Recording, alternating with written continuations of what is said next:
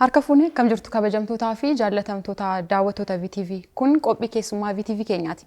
Qophii keessummaa VTV keenyaan egaa keessummoota garaagaraa ogummaawwan garaagaraa keessatti argaman as istiidiyoo keenyatti affeerrachuudhaan isaan waliin turtii taasisnaa. Isaanirraas egaa muuxannoo isaanii qooddachaa isiniif qoodaa turreerra.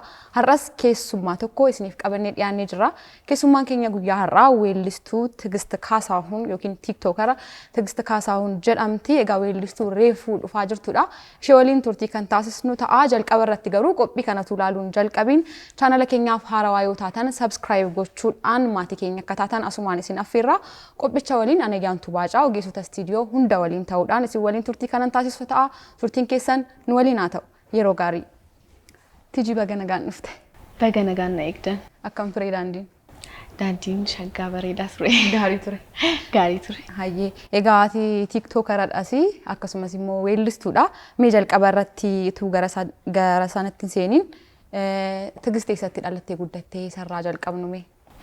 Tigist an dhalattee guddatteen Finfinneetti dhaladhee guddatte naannoo magaaluma Sankeech Ayaat kan jedhamtu asumaan bahee tiktokii kan jalqabe immoo duraan tiktokii odoon jalqabeen dura kaverii Hacaaluu jedheen tureyyuu. Yaa barumsa irra otoo hin jiru freshman course furachaa jiraayyuu isarratti kaverii tokko gadhiiseen tureyyuu. Tributed for Hacaaluu Hundeessaa jennee kan baasne olmaan kee kan jiru kaverii hojjedheen ture. Isumarraan kaasetaniin gara tiktokiitti dhufee jechaadha. Hayyee gaa'ee Finfinneetti akka dhalattee guddatteedha kanatti natti dubbatte. Yeroo baay'ee ijoolleen Finfinneetti dhalatanii guddatan afaan Oromoo sirriitti haasa'anii ati garuu akkan silaalu kun haasa'aat jirta. Sirbas immoo afaan Oromoodhaan kanatti hojjette. Mee akkam ture haalli guddina kee maatiin akkasiin afaan kana bartaniif maal gochaa turani? Tole ka maatii keenya keessatti afaan Oromoonis Amaariffaanis lamaanuu naasofna. Ani afaan kwaanii kadhe. Lamaaninu afaan Oromootiinis afaan Amaariffaatiinis baradhee afaan Amaariffaatiin garuu mana keessatti afaan Oromoodhaan waan haasofnuuf isarraa hin ka'e. Guutummaa guutuutti mana keessatti afaan Oromoodhaan haasoftu jechuudha. Kun baay'ee kan namatti toludha. Egaa tiiktokii irratti tijiin hordoftoota 25,000 ol qabda. Mee jalqaba irratti yeroo gara tiiktokii kana dhuftu viidiyoon ati gadhiiftee hawaasa biratti yookiin immoo hordoftoota kee biratti fudhatamummaa akkamii qaba ture? Hagam ture kan siif ilaalame? Jalqaba irratti baay'ee eeguun qabdu yoo jalqabdu waan tokko ammas dubbachuu barbaadu tiiktokaroota gana jalqabaa jiran waan guddaa eeguun isaanirra hin jiru. Waan xiqqishuu irraa kaateeti waan guddaa irra kan geessu. Ani muuziqaa kanarra isaan ga'e tiiktokii irratti waan xiqqishuudhaan ka'eetaniin achuma irratti practice goota. Muuziqaawwan baay'ee gahaa deemta. Kana nu sirbiyoosiin jedha muuziqaa san YouTube irratti barbaadde practice gootee namoota sirbita jechaadha. Isuma irraa ka'eetaniin more practice gochaa hojjechaa too deeme. Jalqaba irratti an viral ta'eetoo namoonni baay'ee hojiin communicate kan godhe sirba Alii Birraa. Kan maal jedhu ture? Yaadachiis taasumaan. Eeyyeen allaattii Dirreedawaa kan jedhu san. Sagalee kan tole. Allaattiin Dirreedawaa fommaalee lafeenyatti na jetti. Allaattiin Dirreedawaa fommaalee lafeenyatti na jetti. Magaaleen biyyattiyaa namaalee hin dubbisi na jetti. Askootu asiin jira biyya baakiyyaa Finfinneen jira. Awwaash nama shokkisu yaanni hiriyaa nama raffisu. Awwaash nama shokkisa yaanni hiriyaa nama bochiisa. Allaattiin Dirreedawaa fommaalee lafeenyatti na jetti. Allaattiin Dirreedawaa fommaalee lafeenyatti na jetti. Magaalee biyyattiyaa namaalee hin dubbisi na jetti. Askootu asiin jira biyya baakiyyaa Finfinneen jira. isa kana. Sagaleen kee baay'ee bareeda. Galatame. Kana mee maal fakkaata ture ilaalcha hawaasaa yeroo sana koomentiiwwan adda addaa kan barreeffamu maal fakkaata ture mee? Yeroon sirba kana sirbe namoonni baay'ee wajjin communicate gochuu danda'e. Sirba maayifin hojjenne sirba keetiin yoom cuftaa amma akkamitti TikTokidhaanis akkamitti hin baane jedhanii namoonni baay'ee na gaafachaa turaniyyuu baay'ee appreciate na godhanii silkiidhaan fa'aa bilbilanii maaf sirba hin hojjenne jedhanii na gaafachaa turaniyyuu anaafis mooraalii naa ta'anii moora akkan hojjedhu artiisaan irratti akkan hojjedhu na godhanii baay'ee najajjabeessaa turaniyyuu. Hagamsi ilaalameera viidiyochi? Amma ilaalli garuu 200,000 oli.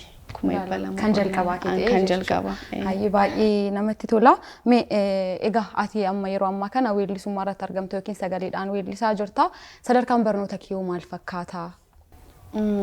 Sadarkaan barnoota kiyyaa kanan baradhe Unity Universitytiin graduate godhee xumure marketing managementidhaan graduate godhee amma muuziqaan hojjechaa jira gara muuziqaan jira. Baratteetu garuu muuziqaa kana sababeen isaas sagalee keedhaan meeshaalee muuziqaa maleedha kanatti TikTok irratti hojjettu sagaleen kee immoo akkuma ammas daawwattoonni keenya argan baay'ee bareeda waan ta'eef vookaalii tireeningiiwwan adda addaa barumsa koorsiiwwan gaggabaabaas ta'uu danda'a fudhatteettamoo akkasumatti kennaa rabbiidha haa jennu. Duraan dursee muuziqaa kana jalqabe akkuma isaatitti yaadee otoo hin ta'in manuma barumsaa keessatti geemii wayii oduma taphannu nu sirbinu naan jedhan hiriyootni koo. Muuziqaa baay'een jaalladha nan dhaggeeffadha garuu immoo nan sirba jedheetu yaadee hin beeku. Geemii wayii oduu taphannu sirbinaan jedhanii ajajni natti bahe anatti.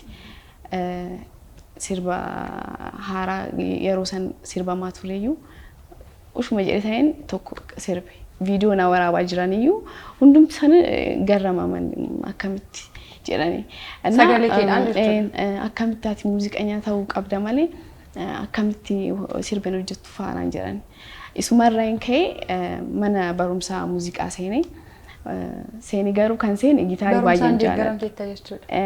Meeshaa muuziqaa gitaarii xiqqoo nama karaayyuu. Itoo gitaara jiraatee asiin nutti agarsiista. Vookaalii ganama mana keettis shaakalaa turte jechuudha. Yeroo ganama keessumaa hin iyyamaa vookaaliin yeroo hojjetamu maatiin maal siin jechaa turanii si deeggarumoo akkati dhiistuuf maaltu jira ture maatii bira? Yeroo jalqabaa maatii koo doon ta'e maatiin koo baay'ee na gargaara muuziqaa irratti baay'ee indoom namoonni baay'ee muuziqaa irratti hin gargaaraman maal si godha kun gara barumsaatti akka garuu waan lachuu olfaana deemsise kanaaf baay'ee na gargaaran baay'ee na barsiisanii mana barumsaa achaaqee akkam baradhu na godhanii mana koottis immoo YouTube ilaalee nan hojjedha garuu yoo iyyitu nam maaltu iyyaa fa'aa jedhanii nama ilaalan akka carraa ta'e immoo nu bakkeen jiru gara caakkaattis deemnee hojjennaa hiriyoota koo wajjin akkasii ta'een jalqabee asiin geesseetaa jechuudha. Gara fuulduraattis egaa sadarkaa guddaarra akka geessu abdii guddaa qabna. TikTokidhaan keessumaa egaa namoonni si ajaa'ibsiifatan jiraachuu danda'u, sagalee kee kan ajaa'ibsiifatan jiraachuu danda'u, dandeettii kee sagalee kee kan ajaa'ibsiifatanii dargaggoonni waan ta'e isin jedhanii jiranii keessumaa dhiironni gaaffii jaalalaaf asii dhiyeessanii jiraatanii laata. Sababiin isaas egaa TikTok irratti namni akkas gaafa ba'u gaaffiileen akkasii waan baay'ataniif sibira akkamii meeqa haa jennu dhibani waan ta'eef. Nama dhiyoon baay'eedha. Baay'eedha. Meeqa keessummeessite moo dhiiste? Hin keessummeessine garuu TikTok irratti akkatti yoo baatu gaaffii adda addaa siif dhiyaata. Live irratti soo seente waliin hojjenna fa'aa jechuudha. Waliin hojjenna. Production by the way baay'ee fayyada TikTok ammas kan irra deebi'ee namaaf production produce namni godhan si dubbisanii talentii kee akka itti cimtee baastu si godhani kanaaf TikTokiin baay'ee nama fayyada ana na gargaaree jira sarga kanarras akkan ga'u na gargaaree TikTokidha. Kanaan dura muuziqaa hojjettee beektaa? Kanaan dura muuziqaa koo osoo hin ta'in kabarii hojjetteen ture Haacaaluu Hundeessaaf malee isaan dura hin hojjenne jechuudha. Hin hojjenne. Kan jalqabaa kee tureen. Isaanis namni si beekaa jechuudha. Hayyaa ta'u mee namni kun fakkeenya naa ta'eera nama kana laaleen gara muuziqaa kanaatti seenuu danda'ee kan ati jettu mee jira laata? Sirriidha jira. Hacaaluu Hundeessaadha. Moor aartii kanarratti aartii Oromoo irratti waan koo jaaladhee aartii kana guddisuudha. Moodeelii kan naa ta'e Hacaaluu Hundeessaadha. Na anis isuma laalee ta'een dhufe. Sirba Hacaaluu keessaa yookiin immoo kabarii isa jalqaba hojjettee daawwattoota keenya nu yaadachiista. Tole. Olmaan kee tulfaatee ka'anaaf naa oltee rakkinaaf gadadoo kan afaan argitee anoo humnaan qabu waa tokko sin godhu du'ee baaduu sillee ansinii raafadhu anoo humnaan qabu waa tokko sin godhu du'ee baaduu sillee ansinii raafadhu. Sagaleen kee baay'ee bareeda. Egaa dubbachuudhaaf ammas irra deebi'ee kanan sitti himu jabaadhu siin jechuun barbaada. Egaa sababni nuti har'a walitti wal argineef inni guddaan egaa hojii haaraadhaan Tigisti dhuftee jirti. Miti? Hojii haaraa mata dureen isaa waliif hubachaa jedhu hojii haaraa qabattee dhufaa jirta. Mee waa'ee sirba kanaa daawwattoota keenyaaf? Waliif hubachaa sirba kan koo baay'ee bareedaa waan ajaa'ibaa isinii qabadhee too dhufe namoonni na kabajtanii yoom sirba keetiin dhufta jettanii na eegaa turtanis amma yeroon gahee isinii fidee too dhufeen jira. Sirba kan akka jaalattan immoo abdiin qaba. Sirba kee kan jalqabaati. Kan jalqabaati. Namoonni gurguddaatu irratti hirmaate. Liriksii fi meeloodii liriksaan an hojjete Dichoo Beek meeloodii Sukeessaa daayirektara immoo daayirektara cimaa Leencoo Fiqiruutu hojjete 16 film production wajjin hojjenne music arrangement mix and mastering ደግሞ Antana Tafarraa Abuz Studiootu hojjete akka jaalatan abdiin qaba. Kanaaf hojii gaarii akka ta'u abdii guddaadha kan nuti qabnu. Mee yoom YouTube channel ta'uu danda'a miidiyaa kamirratti gadhiifama asumaan daawwattoota keenyaaf? Kan gadhiifnu Jimaata sa'aatii 1 irratti YouTube channel Oromiyaa Art Institution irratti gadhiifama. Hundumti keessaanuu YouTube channel san subscribe gochuudhaan akka hojii keenya ilaaltaniin jedha. Akka jaalataniis abdiin qaba. Maal eegda garuu? Yaanni hawaasaa maal ta'a jettee yaaddamee jalqaba sin gaafadha. Baay'ee jaalatan jedhee ta'in yaada. Namoota baay'eetu na eegaa jira. Hoom hojjetta hojii keetiin yoo dhufte namoota baay'eetu na gaafata. Aartii Oromiyaas aartii Oromootis guddisuudha. Step tokko ol jenneetuuf jedhetanii yaada. Viidiyoodhaanis viidiyoo ajaa'ibaa hojjennee ni jaalatan jedhetanii yaada. Egaa kabajamtoota daawwattoota keenya akkuma Tigisti jettee jechuudha hojii haaraadhaan hojii bareedaa sirba mata dureen isaa waliif hubachaa jedhuutiin egaa xumurtee amma gadhiifamuuf jedha. Innis egaa Jimaata fuuldura keenya jiru sa'aatii 1 irratti YouTube channel Institute Aartii Oromiyaa irratti akka gadhiifamu dubbattee jirti. Isinis egaa haga sanatti YouTubecha subscribe gochuudhaan namoota baay'ee bira akka ga'u gochuu dandeessu. Isiniinis jennaa isin dhaamsa keenya isiniif dabarsuu barbaanna. Egaa milkooftee sadarkaa guddaarraa akka geessu abdii guddaa qabna. Tijimee gara fuulduraatti maaliin si eegnu? Gara fuulduraatti albamiidhaan. Albamiidhaan? Albamiidhaan nan dhufa. Addunyaa muuziqaa keessaa ba'uun barbaaddu jechuudha. Kan akka fiilmii fa'aa waan adda addaa keessa seenuuf fedha qabda? Fiilmiirree baay'ee fedhan qabu garuu muuziqaaraan garuu waan baay'ee hojjechuun barbaada. Kanaafuu sumaan si eegnaa jechuudha. Hayyee milkaa'ii bakka guddaa akka geessu abdii guddaa qabna. Milkaa'ii isin jechuu barbaanna garuu asumaan dhumarratti namoota si deeggaran si bira dhaabbatan salphaa miti waan ta'eef viidiyoo tokko hojjechuun jechuudha. Isaaniin galateeffachuu barbaadde carraa isaatti fayyadamiti. Tole duraan dursee galateeffachuu kan barbaadu waaqa kootiin galateeffachuu barbaada.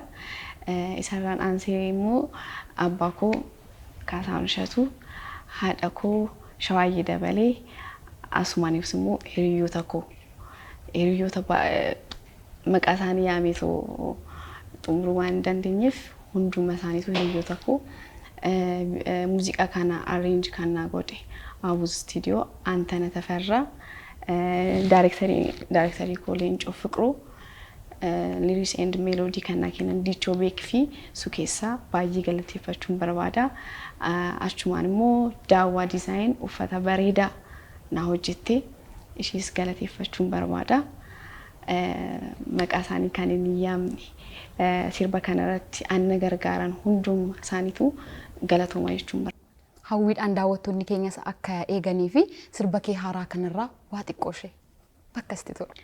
Sifuana dukubuna tifakata matafa gifati jalaltike situna timachusa salfata mali wahidu dubata agartunke Sifuana dukubuna tifakata matafa gifati jalaltike situna timachusa salfata mali wahidu dubata agartunke